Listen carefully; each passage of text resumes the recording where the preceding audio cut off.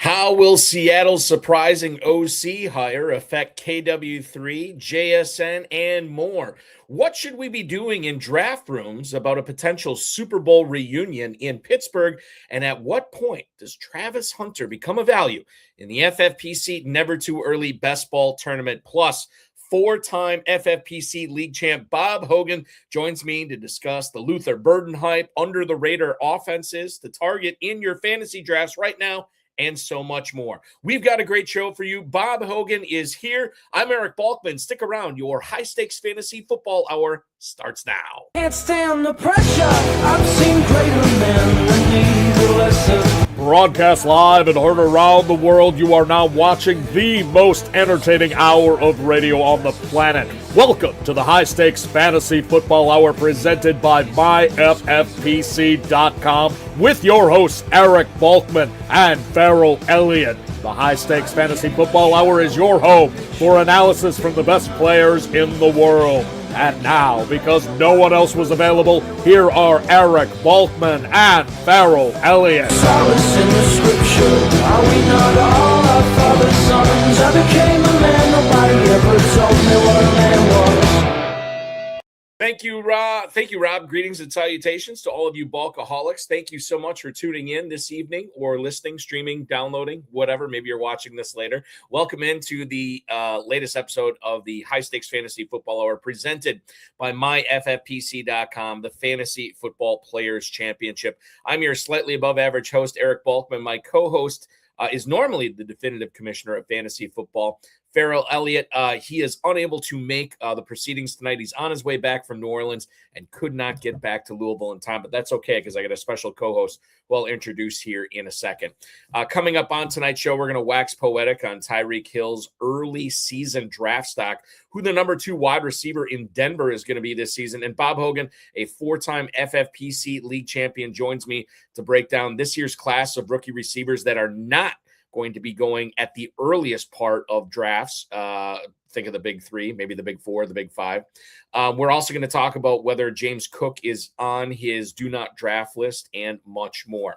If you want to connect with us on X, you can do so at HSFF Hour. I'm at Eric Balkman. Bob is at Hooterville A's. That's Hooterville AS. You can always check out Ferrell's Kentucky Fantasy Football State Championship at KFFSC.com. I just registered for a bunch of leagues there this past Tuesday night. I'm in a couple of KFFSC main event slow drafts, Draft Master slow draft there, as well as some other slow drafts. So hop aboard, draft against me. It'll be a lot of fun to pass the time until we get to the thick of drafting season. And then, of course, the start of the 2026 NFL season as well. Post on our Facebook page at facebook.com/HSFF Hour. You can email the show at highstakesfantasyfootball@gmail.com. If you have any questions for us, now is the time to send them. We'll try to get to all the chat room questions, X posts, and emails in the fantasy feedback segment coming up later on in the show. Thanks to our audio engineer, my best friend Bryce, and our producer and mutual friend Rob. Also want to let you know that we have plenty of FFPC Dynasty and FFPC Empire Dynasty orphans available. MyFFPC.com/dynasty for sale. If you go on there, you'll notice that the Dynasty leagues that we have start at $77. They go up to $5,000, but many of the orphans have been discounted big time, some as little as $1. So you're basically getting these teams for free, some of the teams for free that first year. Enjoy it, manage it, see what you can do with it, and maybe turn it into a juggernaut by 2027, or maybe even win in 2026. I've seen that happen as well. So check that out, myffpc.com/dynasty for sale. We're also going to be citing a lot of FFPC Never Too Early Best Ball Tournament ADP tonight. And if you want to put that to good use, register now, myffpc.com, for the Never Too Early Best Ball Tournament. $125 entry on that and a $40,000 grand prize. And if you want to play the Superflex version, we have that as well. $35 entry with a $10,000 grand prize. Register now at myffpc.com, but hurry because both those tournaments will close when the NFL draft starts. So you basically have a little bit over 2 months. Or if they fill up before that, they fill up before that, and then you're out. As Ferrell always says, don't be a wish I had. And the 2 contests you really don't want to be a wish I had in, are our two gorillas this year. The FFPC Big Gorilla is back, $350 entry, $1 million grand prize, 7 bananas promo is live, and the early Rampage tournament is going on right now. So you're basically, when you register for the Big Gorilla and draft now, if you're one of the first 200 leagues, you're going to be entered into a second tournament for free, featuring a $25,000 grand prize. And for the first time ever, the FFPC Baby Gorilla available, all the same rules, same format as the Big Gorilla, just $125 to enter this, but you still win $100,000 if you cash it and beat the 5,999 other teams. Those are all available at myffpc.com, myffpc.com. Remember to like this video, subscribe to the channel, comment on the video, share with your friends, share with your enemies, and get notified each and every time we go live. I'll get you the updated schedule on what's going on with the FFPC family of podcasts next week, coming up at the end of the show. For now, I want to bring in my co-host for this evening. Oh, by the way, Oinker's here too. I know James Hicks will be remiss if I did not bring Oinker onto the program.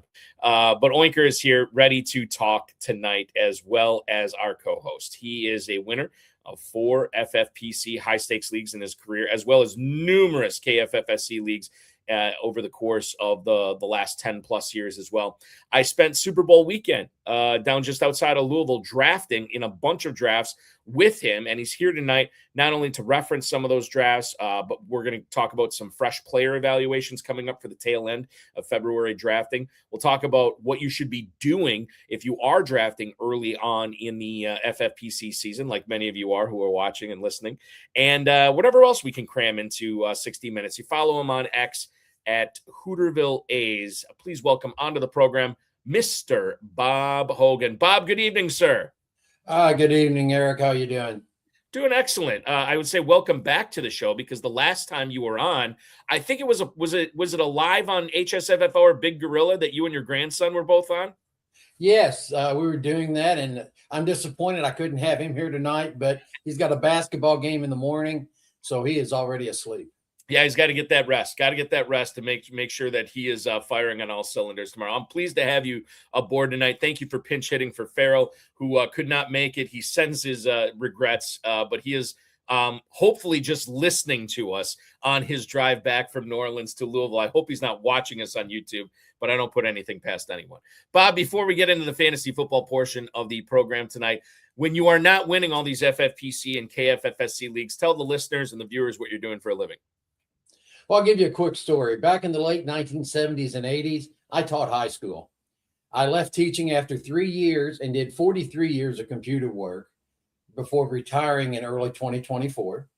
Got bored to death because I don't play much golf. So I got my teaching license back, and now I'm teaching middle school science at a Catholic school, K through 8. So I get to see my grandkids every day because they go there. That is awesome. That is what a career arc on that. Now, what were you teaching in the 3 years when you started teaching? Were you also teaching science? Yeah, I was teaching physics and earth science, as well as some algebra and calculus. Pretty much all the gamut of math along with science. So from teaching science to working in computers for 4 decades to being retired. So how long were you retired? Like 1 year? I was retired for 9 months, I guess, 8 months. But I went back to school almost immediately. I found out to get my license, I just needed 2 classes. So I took a couple here locally in Southern Indiana and got my license. Good for you, man. That's awesome. What a story. And no end in sight, right? We all got to have a purpose. Your purpose is teaching, hanging out with your grandkids, and playing fantasy football, which is great. That's not a bad way to do it, Bob. I think you got this life thing figured out. Let's get into, speaking of fantasy football, let's get into fantasy football tonight. Ferrell Elliott, by the way, watching. Please, eyes on the road, Ferrell. I'm telling you right now, I don't want to hear a news report tomorrow morning about anything that might have befallen you on the roadways. So be safe. I want to talk about your Big Gorilla Championship team from last year, one of the leagues that you won a league title in. One of the big reasons for that win was Kyron Williams, who, once again, I was listening to Jake Seeley talk about this the other day, and he was saying, he's never seen anybody be so successful, and yet everybody seemingly wants to tank his draft stock, right? He's not a pedigreed guy. He's going to split with Blake Corum. There's going to be regression coming. And seemingly every single year, this guy finishes as right around the top 12 running back. Same thing happened last year. And I have to ask this for this upcoming season, We saw Blake Corum kind of creep into that backfield, taking over some of the volume that Kyron Williams has owned over the course of the last 2 or 3 years. What do you think the split is going to look like between Williams and Corum in that Rams backfield this upcoming season? Now that we know they're kind of already, the band is back together. Stafford's coming back. We know Williams and Corum are going to be leading that backfield. For fantasy purposes, what's the best way to handle this, Bob? Well, I'll tell you, in those 6 drafts we did on Super Bowl weekend a couple of weeks ago, I got no Kyron Williams. So maybe that tells you what my thought is. He was going 4th, 5th round in those drafts, and I thought that was too high with him maybe splitting more and more with Corum. Williams was good for me up through the playoffs, and he was really good. But toward the end of the season, they did give the ball more and more to Corum. But honestly, Rico Dowdle and Wandale were my 2 best picks because I got them in double-digit rounds in that league. Did you, just speaking of Wandale Robinson, did you see anything? I mean, because sometimes I ask people when they like Dowdle's a perfect example. I drafted a good amount of Dowdle last year, but if somebody were to ask me, oh, what did you see in Dowdle? I'd be like, I don't know. I didn't see a ton. I mean, I know he's talented enough to carry the load.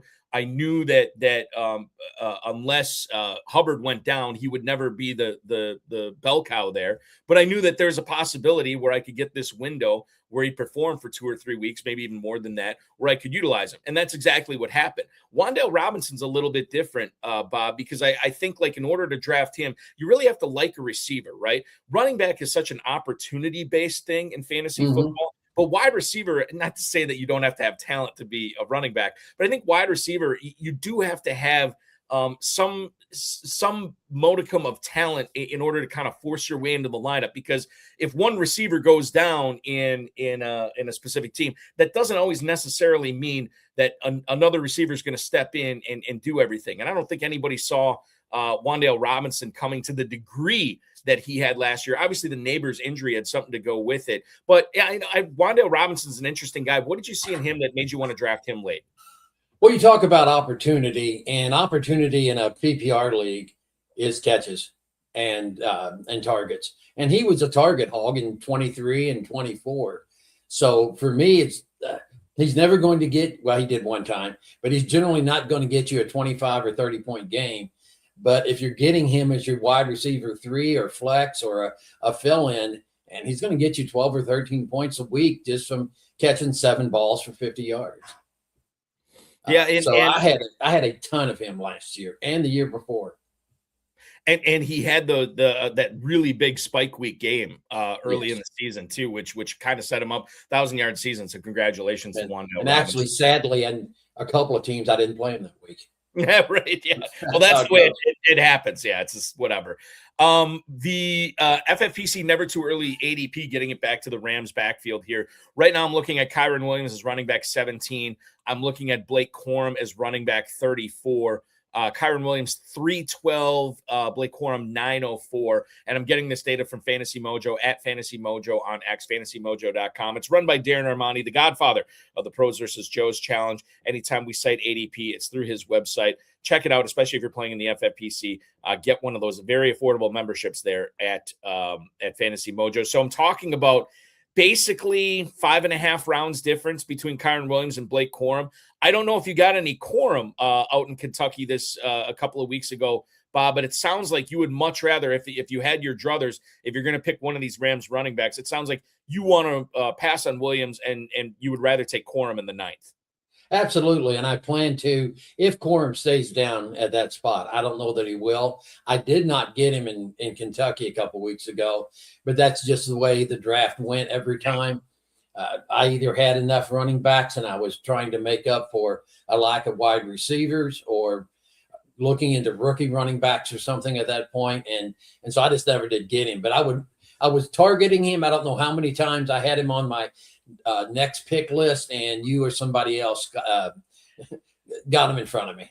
I think it's funny because I wanted him in more leagues. I think I may have only got him once, but I did, I would do that fist clench every time somebody would take him in front of me, because I do think that there is value in him this year, and be very excited to see what happens, especially if Kyron Williams were to miss any significant time, core him in that offense as the 1A. That could be very, very lucrative for anybody who invests in him this year. Let's move on to the team that the Rams defeated in order to get to the NFC Championship this past year, and that's the Chicago Bears. Luther Burden was also on this championship squad that you had last year in the FFPC Big Gorilla. Currently, his FFPC Never Too Early Best Ball ADP has moved quite a bit up from where it was at this point last year, obviously. He is now a mid-fifth round pick. He's being drafted as wide receiver 24. Bob, does that strike you as a price that you are in or out on Luther Burden this year, considering there's a lot of hype in the high-stakes industry around this player for this upcoming season? Again, I did not get any Burden, but it's not because I didn't want to. I felt like he was going a little rich for me, but not really too much. It just he never really fell to me when I wanted him.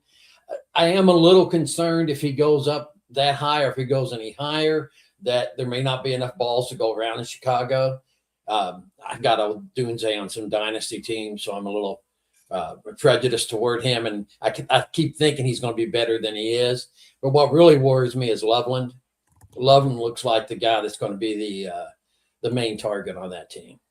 Yeah, I would agree. And sky's the limit for Loveland this year. I do think, and we'll see how this breaks down. One of the things, because I drafted Burden a decent amount at the Super Bowl, the Super Sunday for the KFFSC. I drafted him a decent amount there. I think what's going to be interesting, you and I are in agreement here on Loveland being the guy on that offense. However, Odunze was battling like that foot injury, right? Towards the end of the season. And even the mid part of the season, because he came out. He had a really, really good looking early part of the season, and then he gets dinged up. And then I didn't know, like, it's so tough to tell. Like, was he hampered and not getting the ball thrown to him because he was playing through that foot injury because the Bears were trying to get to a Super Bowl? Or was Burden just that much better? I don't know. And I think it's going to be very interesting to see. We're going to know as soon as the season starts. If Odunze starts off, similar to how he started off the 2025 season, we'll know, okay, it was probably the foot.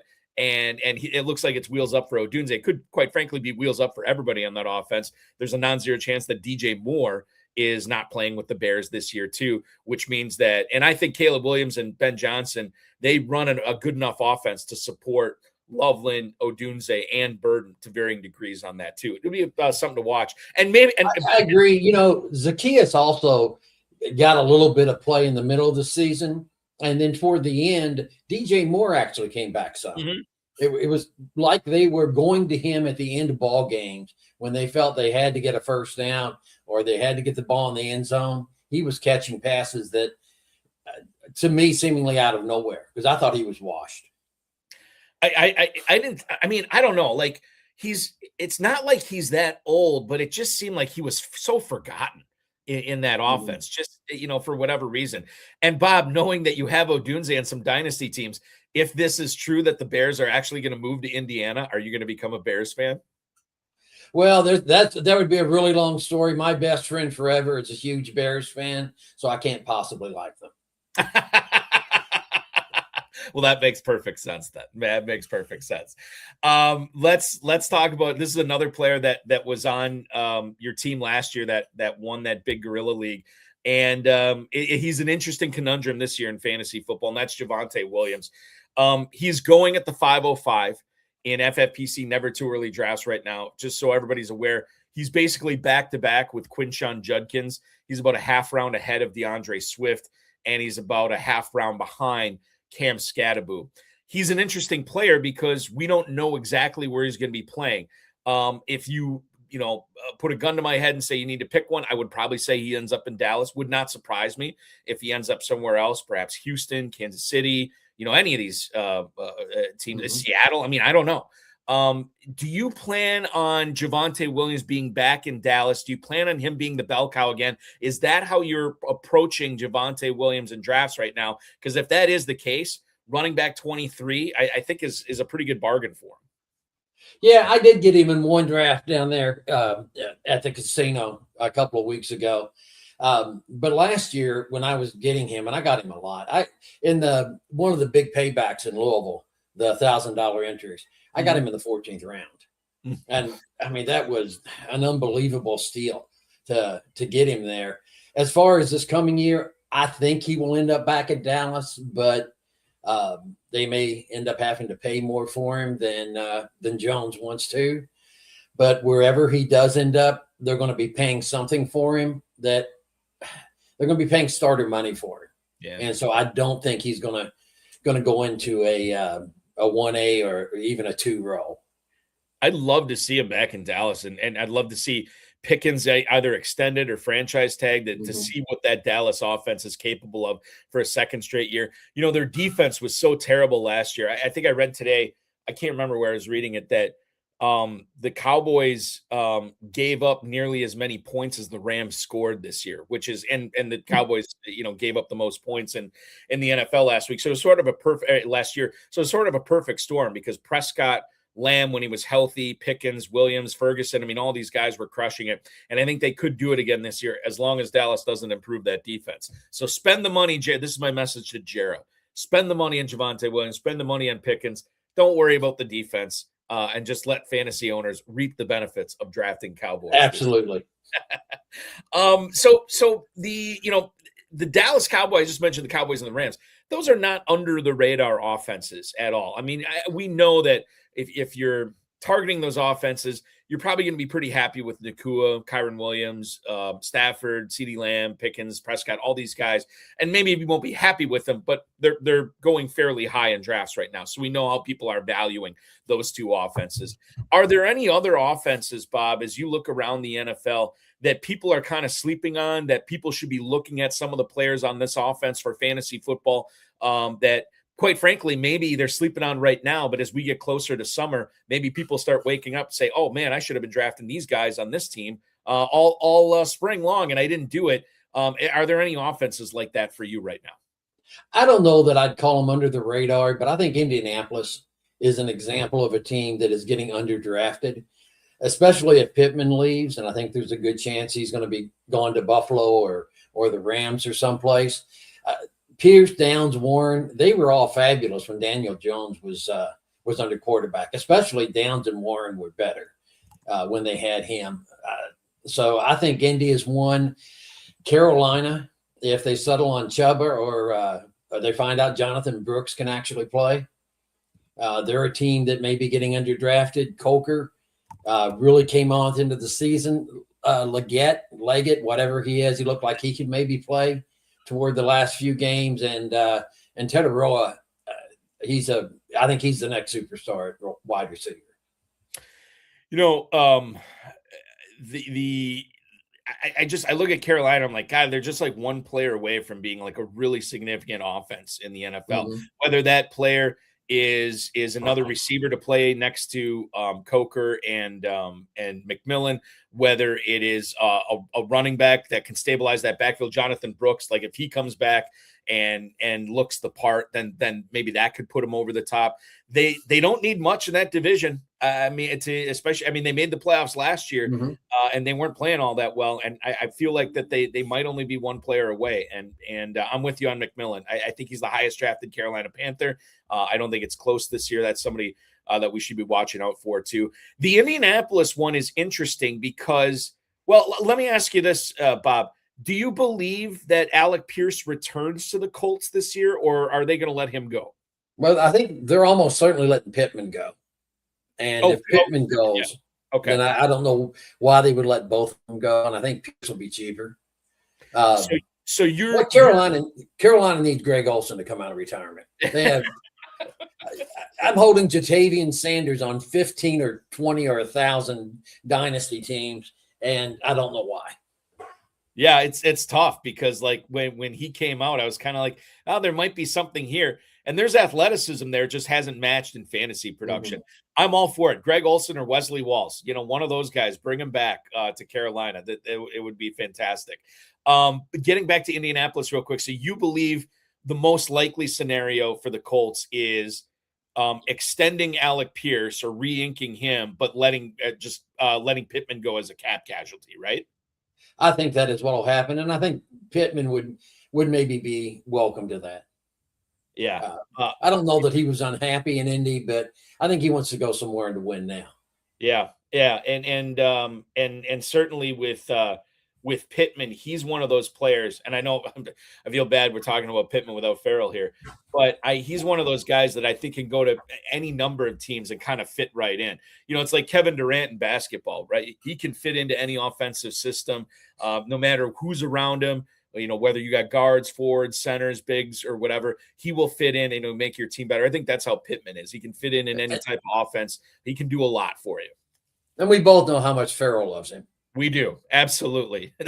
We got to stop talking about him because Ferrell's he'll get the link to the show and he'll pop in while he's driving, which I don't want him to do because it's just not safe. We talked about drafting at Caesars this past Super Bowl weekend. When you're talking about drafting that early, or even early, you know, being right now, or maybe in the next couple of weeks as we enter March, Bob, how has your drafting strategy changed when you're drafting this early compared to when you're drafting in late August or early September? Are you doing anything differently in your approach to constructing these teams? Well, I honestly hope I'm not, because if I'm changing things significantly, that means I'm not happy with what I was doing. But if there is one thing I try to avoid early is recency bias. You know, last year it was so easy to look at Saquon and Derrick Henry and say, oh, you know, Saquon should be top 5 in the first round, not just running back, but top 5. This year it might actually be Jonathan Taylor. I got him late, some places, you know, late second. So relatively late last year. He overperformed that the first 2/3 of the season. And what I'm seeing is people are drafting him around the end of round 1, early 2. And I don't know that he's going to do that again. Mm-hmm. I think the other thing too with and I can't remember, I might have been Bob Coe I was talking to several people about this, but I feel like when you draft this early, because so much can happen, not only with injuries and in training camp and everything that is so far in the future, but the NFL draft, free agency, there's so much that can happen. I don't want to use the term reckless, but I do draft a little bit more recklessly, where I'm taking the big swings. I'm taking home run swings, especially when we get to like rounds, 7, 8, 9 on, because I know so much can happen. And you mentioned getting Javonte Williams in the 14th round in one of the big paybacks at KFFSC last year. And that's the kind of stuff that I think that can happen right now. You got to get a little bit lucky. But listen, we're drafting now. We know luck is going to be involved to a certain degree. I feel like I'm taking more big swings rather than just swinging for contact. I want to hit the home runs here more in February and March than I do in August or September. Yeah, and you talk about taking swings. One of the things I think you mentioned we might talk about was me drafting a bunch of rookie wide receivers. Yes, let's get into that actually, because you did this a ton. I noticed in the drafts that it seemed like you do it sometimes 3 rounds in a row, Bob, where you take rookie receiver, and you did it in multiple drafts too. Yeah, maybe even 5 times in a row. I know in the big payback draft on that one, I went running back heavy early. I took running backs in, I think, first, third, and fourth rounds. In the second round, I took a dead spot because I took Rashee Rice, and who knows what's going to happen with him. Could be good too. I mean, he might not be suspended at all this year. We don't know, But and I had a couple of backup wide receivers after that to fill out a roster in Cortland Sutton, and I think maybe DK was the other one. I can't remember for certain.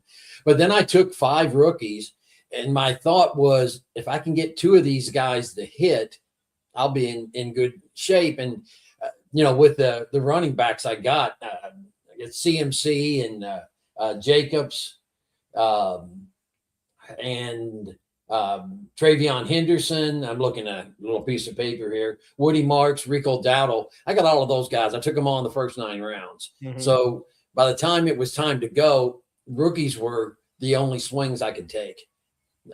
There really wasn't. I didn't think there were any veterans that were left that had a chance to really go big. And you almost need to have somebody go big. Yeah. No, and that makes sense. I understand that a lot of these rookies won't hit, but one or two of them might, maybe 3 of them, maybe 4 of them, especially when you're talking about this late in the draft.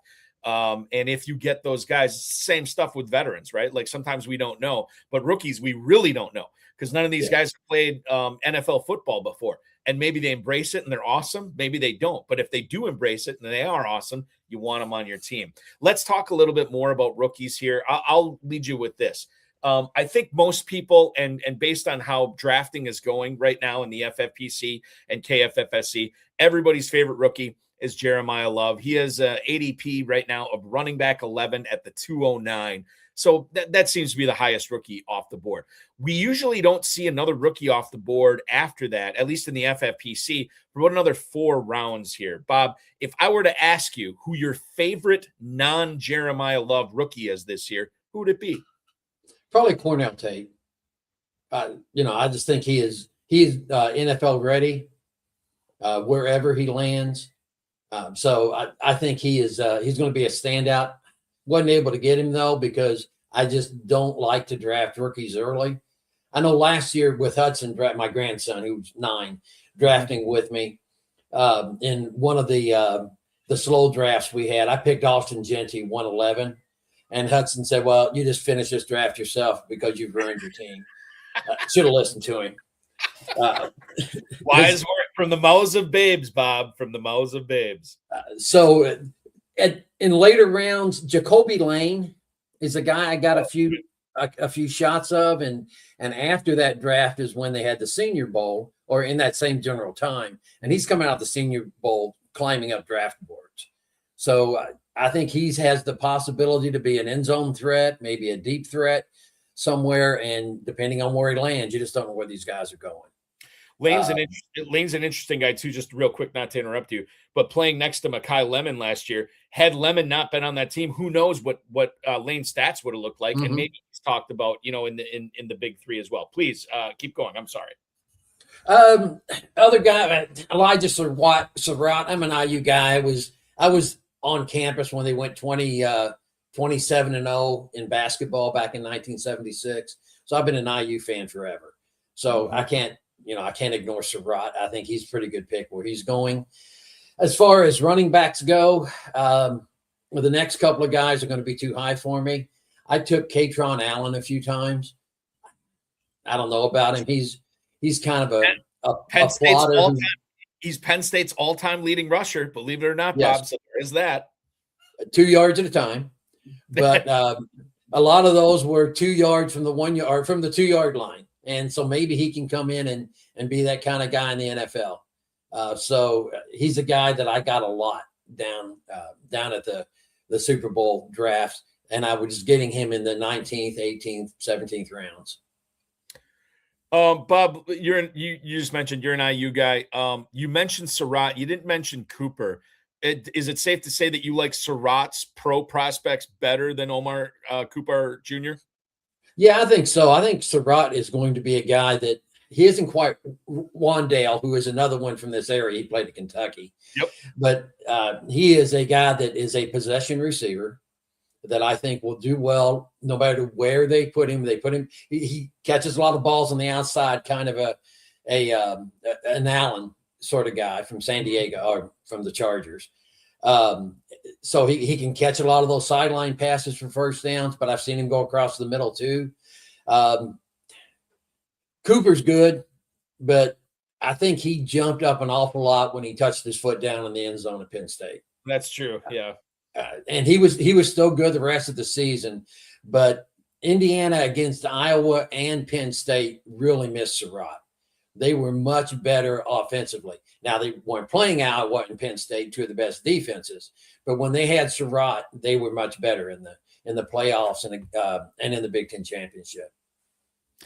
So as long as we're talking IU, the other guy we have to talk about is the guy who's probably going to be going number 1 in the draft, Francisco Mendoza. Bob, I don't know about you. I think he's going to be a good pro. I don't know if he's ever going to be like a top 5 fantasy stud quarterback or at all or anything like that. How do you view Mendoza, not only in his rookie year, ostensibly with Las Vegas, which is where we all kind of believe he's going, but just what kind of career he's going to have as well in the NFL? Well, as a rookie, he's going to start.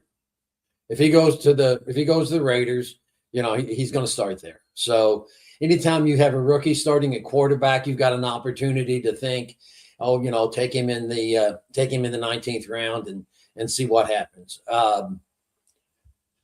Didn't know anything about him until he got to Bloomington.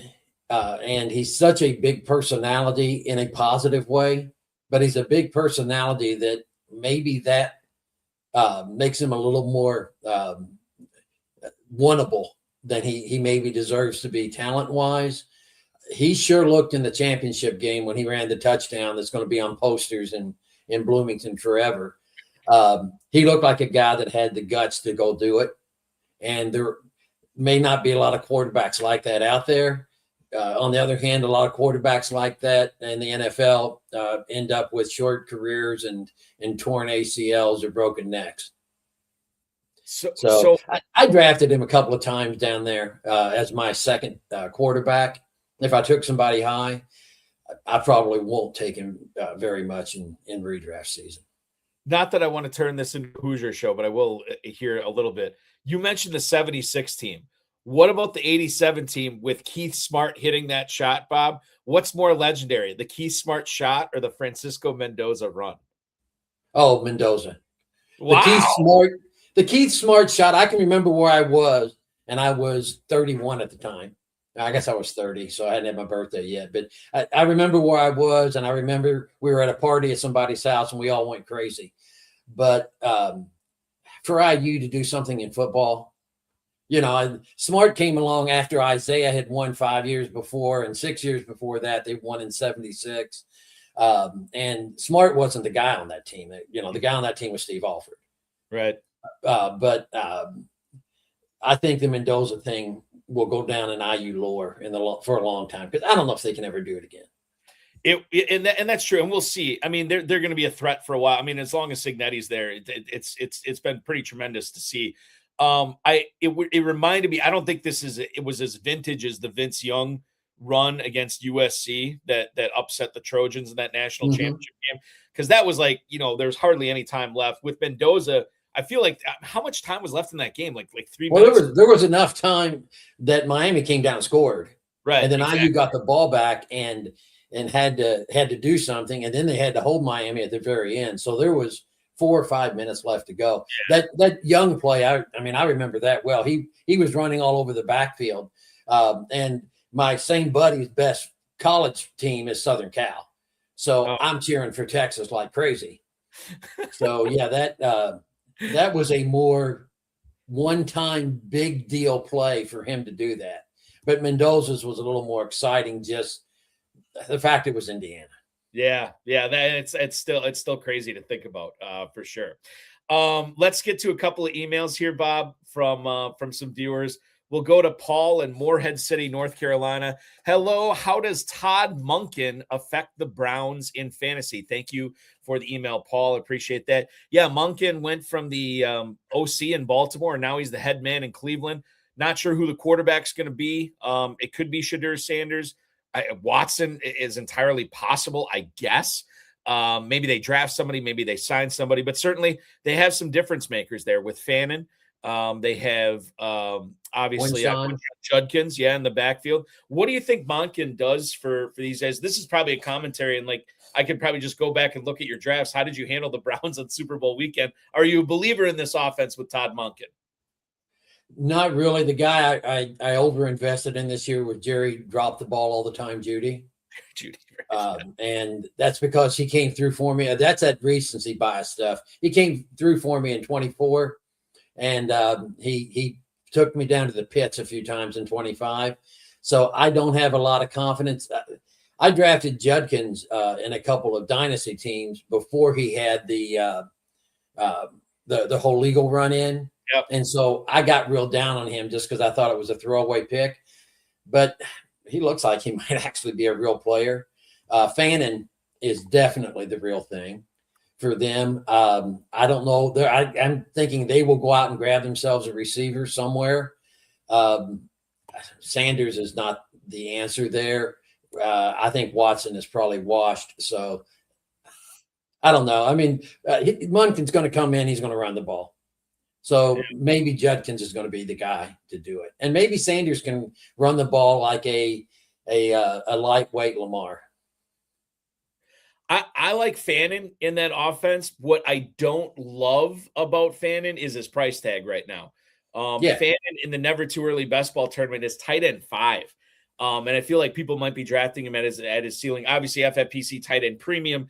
So he is actually a 4th round pick right behind Tyler Warren. But if you wait on Fannin and decide not to draft him in the 4th round, you could get Tucker Kraft in the 5th. You could get Pitts or Laporta in the 6th.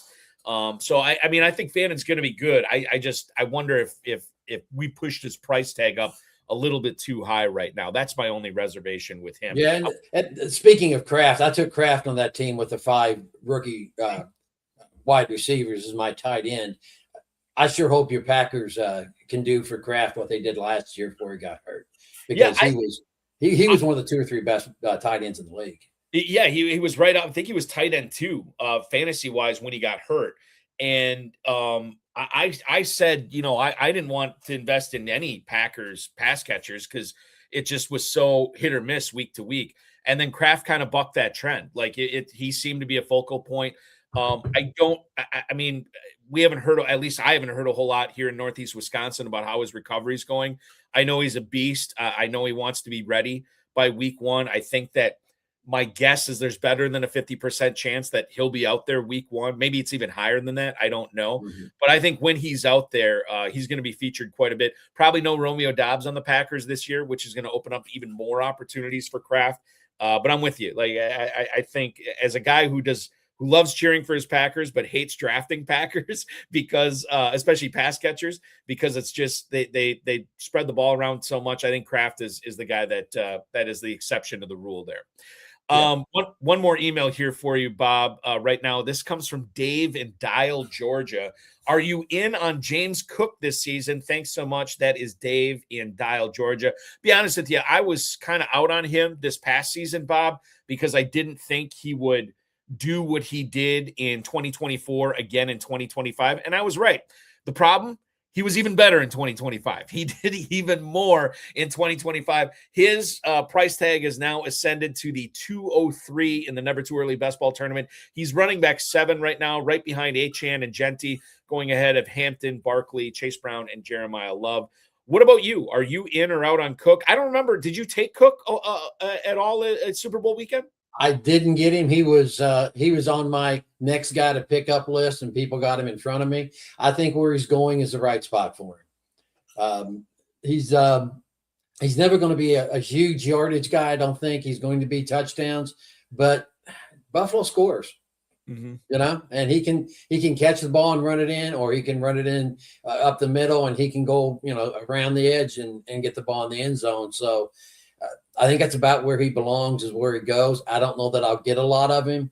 I try not to take a lot of running backs in the second round. James Cook was probably the biggest beneficiary when Joe Brady took over as offensive coordinator there. They really put an emphasis on that ground game. And now Joe Brady is no longer the OC, but he is the head coach for Buffalo. So it should mean good things for Cook going forward. A couple other things to keep in mind, or at least I'm keeping in mind about this situation. Not the greatest free agent crop for wide receivers.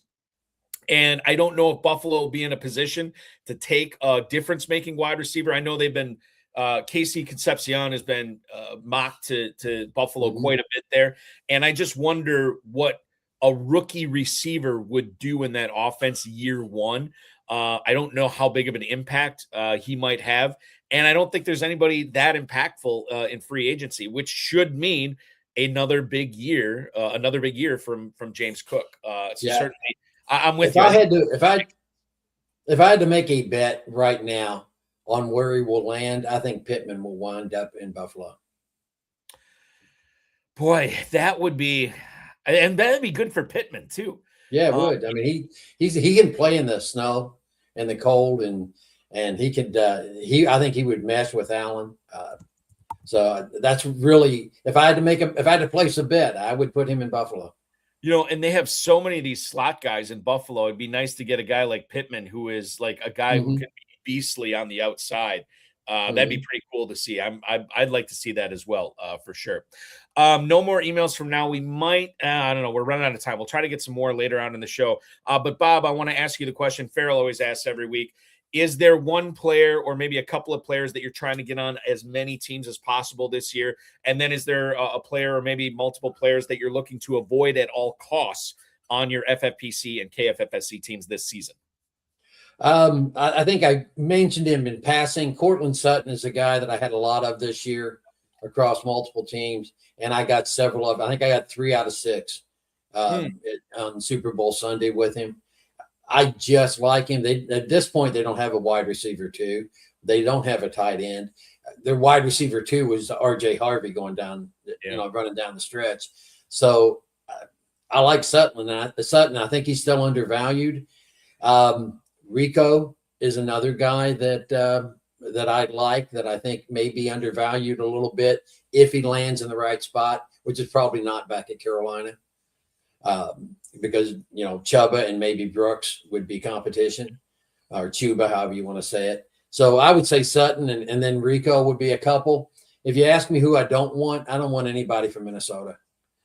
I don't know what to do with the running back room. I drafted Mason a few times, but Aaron Jones still seems to be the guy they give the ball to when they got to throw the ball for a first down or even run it.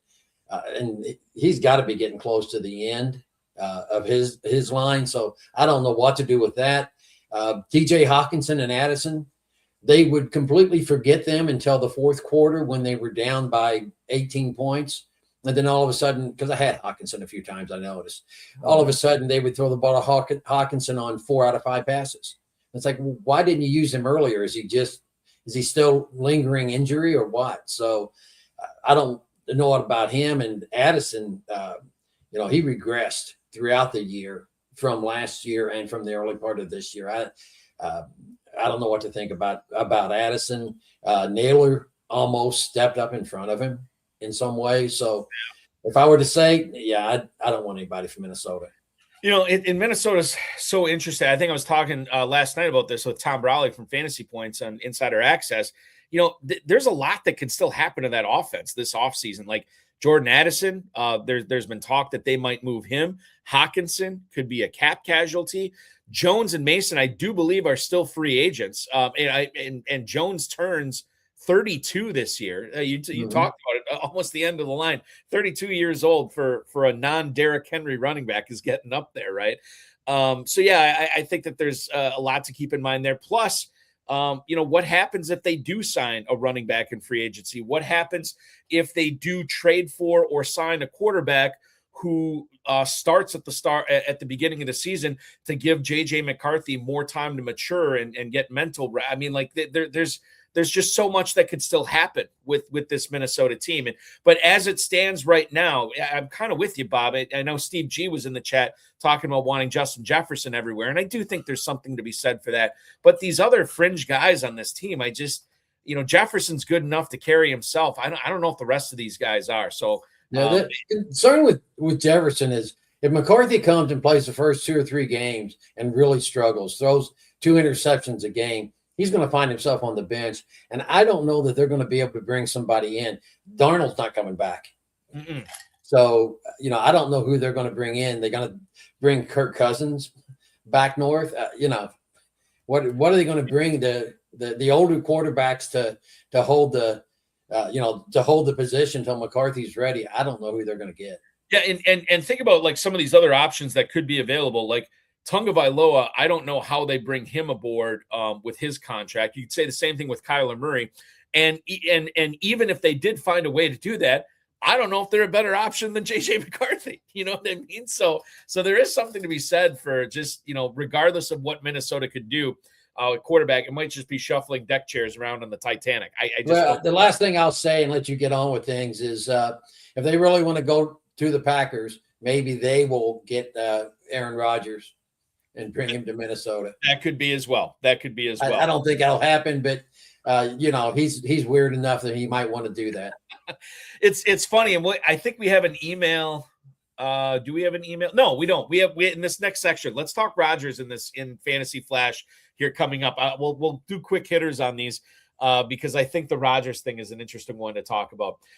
Ian Cunningham, who is the new GM for the Falcons, said that there's a lot of discussions for us about the entire roster, end quote, when he was talking about whether Michael Penix would come back to be the starting quarterback at the start of the season. Now, he's coming off a torn ACL. Remember, this dude is almost 26 years old. He was an older guy when he actually was an old IU guy. He was a Hoosier.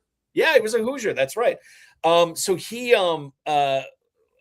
says he expects to be ready week 1, but it doesn't sound like the GM is super enthusiastic about saying he's our guy to start. This is more of a question on, especially if they tag Kyle Pitts, but it's a question on Drake London as well. Does the kind of uncertainty at the Falcons quarterback position give you any pause when you're thinking about drafting players like London, Pitts, or quite frankly, even Bijan Robinson at 101? Not Bijan. He's the real deal. His rookie season, I wasn't sure he was the guy they said he was, but boy, he is the guy now. Drake London, I think, also is. I don't care who's throwing him. I think I could throw the ball. Drake London, he could catch 10 passes a game. Pitts, he looked pretty good at times this year. He looked real good, but that was with Cousins. I don't know about him. Mooney, I don't even know. Is Mooney going to be back? My guess is not. I'll look at his contract status right now, but I don't think he's going to factor into that offense. So it's not going to slow me down on Robinson or London. They're too good. Mooney right now is under contract for 1 more year, but there is a potential out with an $11 million dead cap hit if Atlanta wants to move on from. I don't know what their cap situation's like, but regardless, I don't think he's going to be a fantasy factor at all. Let's go to the world champion Seattle Seahawks here.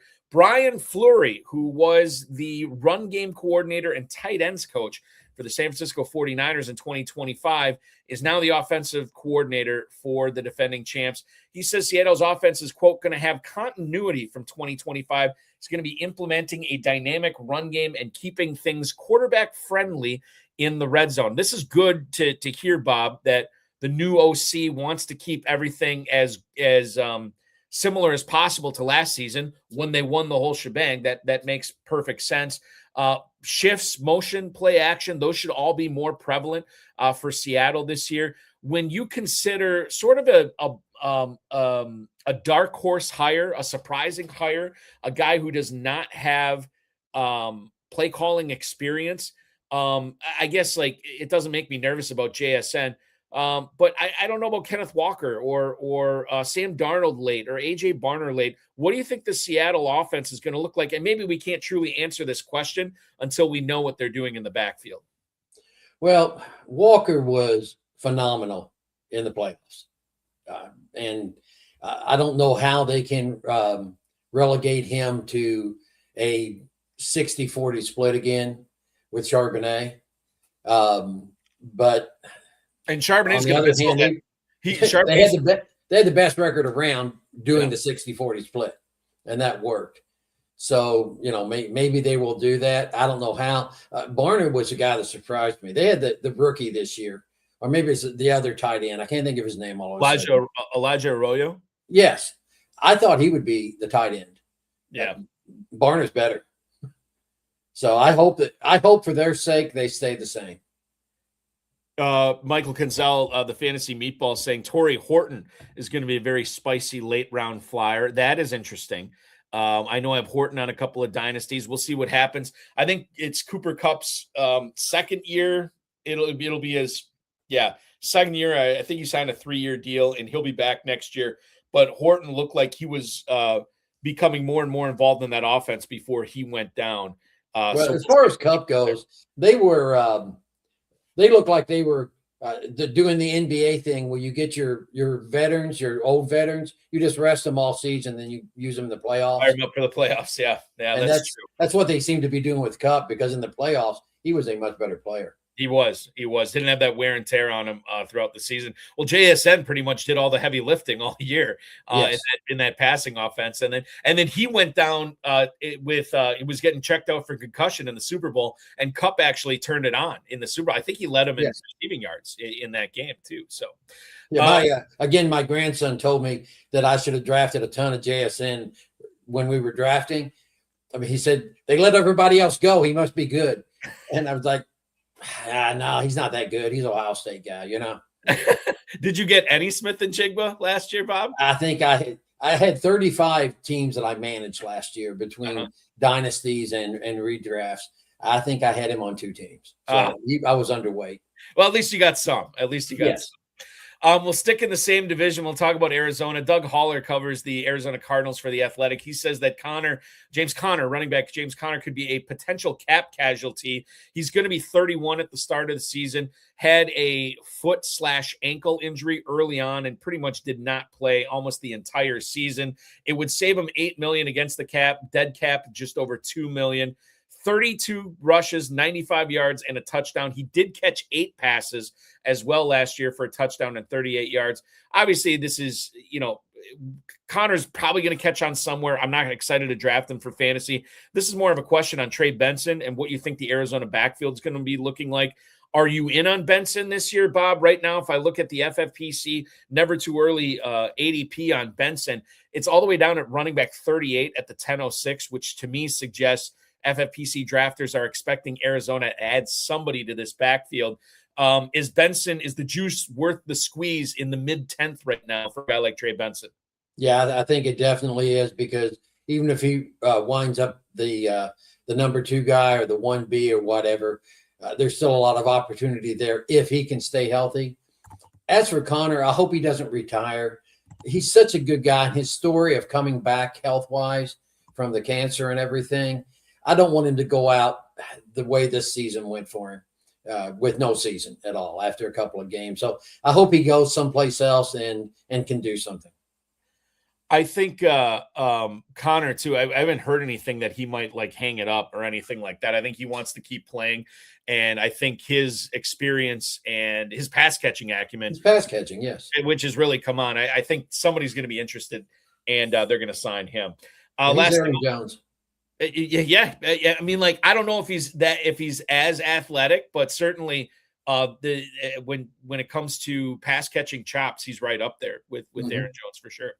The last thing I'll bring up is Aaron Jones' old teammate in Green Bay, Aaron Rodgers. Brooke Pryor, who covers the Steelers for ESPN, said that Rodgers is more likely than not to play for the Steelers this upcoming season. Pittsburgh wants to know his intentions sooner rather than later. I don't think they're going to find out before the scouting combine, which I believe starts Monday. Is it Thursday? Okay. Yeah, I heard that today on the radio. It starts with defensive linemen and linebackers. There you go. So now Mike McCarthy, the new head coach in Pittsburgh, says he likes Will Howard. He has a plan to develop Will Howard. I don't think Pittsburgh wants to go into this season with Will Howard as their starting quarterback. There is a lot of talk about, Rodgers and McCarthy reuniting in Pittsburgh, but these guys left on really bad terms in Green Bay when McCarthy was fired midseason, which the Packers never do. So I don't know. I guess it's possible to see a Rodgers-McCarthy reunion. I'd kind of like to see it for fantasy purposes, because I do think that's not that Pittsburgh is ripe with fantasy goodness. I mean, outside of Metcalf and Warren, I don't know. I know Pat Freiermuth is getting a little bit of buzz as well. Is there anybody else in Pittsburgh you're looking at right now, Bob? No, I've got a lot of Metcalf. I'm holding on to him in dynasty leagues because he has no value. And I've always liked DK, out in Seattle. He was okay this year. He wasn't anything great, but he was he's a good 3rd or 4th wide receiver on a team. Johnson is not going to play in the NFL, running back. Yeah. He just doesn't. I wasn't impressed with anything I saw from him. Freiermuth is okay. Pittsburgh's going to go 9-8 again. It'll be interesting to see what they do with the backfield. If they do let Gainwell go, we'll know how they feel about Caleb Johnson, because if they let Gainwell go and they replace him with one of these big free agent running backs and Tyler Algier or somebody like that, who's then we'll know okay, it sounds like Pittsburgh's ready to throw in the towel on Caleb Johnson. Yeah. If they don't, then I don't know. Maybe the door opens for Johnson. When Warren went down and when Gainwell was a little knocked up, they didn't give Johnson a chance then. They didn't say, well, hey, we're going to make the playoffs. Let's see what this guy can do, this rookie. He sat the bench the entire – he got a couple of games. I don't think he got in other than special teams maybe. where he was screwed up on special teams too. Yes, that he did. return was bad. It's like, wasn't a good year for Caleb Johnson. It was a good show with Bob Hogan tonight. However, the 4-time FFPC league champ, many time over champion in the Kentucky Fantasy Football State Championship at Hooterville A's on the X. Bob, can't thank you enough for popping on tonight. Sitting in the co-host chair, you filled the Ferrell's shoes very well. I'll look forward to drafting again against you and sitting at the same table with you probably several times over. And it coming up at Caesars this coming August. Enjoy drafting season until then. I'm sure I'm going to probably see you in some slow drafts in Kentucky as well. Thanks again for hanging out with me tonight, and enjoy the rest of your weekend. Go Hoosiers. Absolutely. That is Bob Hogan, ladies and gentlemen, hanging out with us tonight here on the High Stakes Fantasy Football Hour. That's going to complete our show. I do want to thank Bob Hogan, the FFPC, Rob Bryce, and, of course, each and every one of you. We will be back next Friday at 10 p.m. Eastern Time. In case you missed FFPC Insider Access show last night on the Better Sports Network, I had on Fantasy Points Tom Brawley. Really good conversation. We did go over some ADPs in the Never Too Early tournament. He gave us some insight into that, but the real insight on this show last night was he has posted 2 separate articles for Fantasy Points on 2026 Super Bowl odds, 2026 MVP odds. So go check that out. We talked a little bit about it. If you are looking to put a few shekels down and cashing in on some value now, remember, the Seahawks were 60-1 at this time last year to win the Super Bowl. The Patriots are 120-1. We talked about some long shots, not only for Super Bowl, but MVP as well. As a fun episode. You can watch it back on any of the FFPC socials as well as FFPC YouTube channel as well. FFPC Dynasty and Empire Orphans, many discounted all the way down to $1. Pick them up right now at myffpc.com/dynasty for sale. While you're there, you can register for the FFPC Never Too Early and Superflex Never Too Early Best Ball Tournaments, $125 and $35 respectively. In that, both feature 5-figure grand prizes. God, I can't count. 40,000 and 10,000 respectively on that. And the Gorillas are awaiting you to enter the draft rooms as well. Plenty of live drafts and slow drafts. We've been filling live drafts in the Big Gorilla for sure. Baby Gorilla, $125 entry, $100,000 grand prize, $1 million grand prize once again for the FFPC Big Gorilla. $350 to enter that.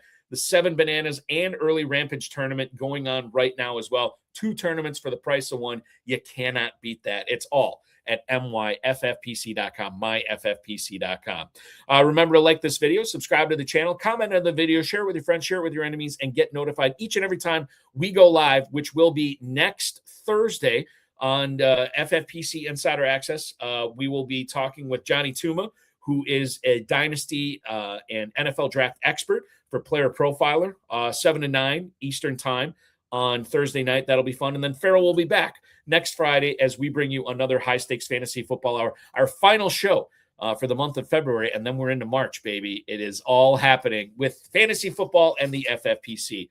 For Bob Hogan, I'm Eric Balkman. This has been the High Stakes Fantasy Football Hour. Your weekend officially starts now.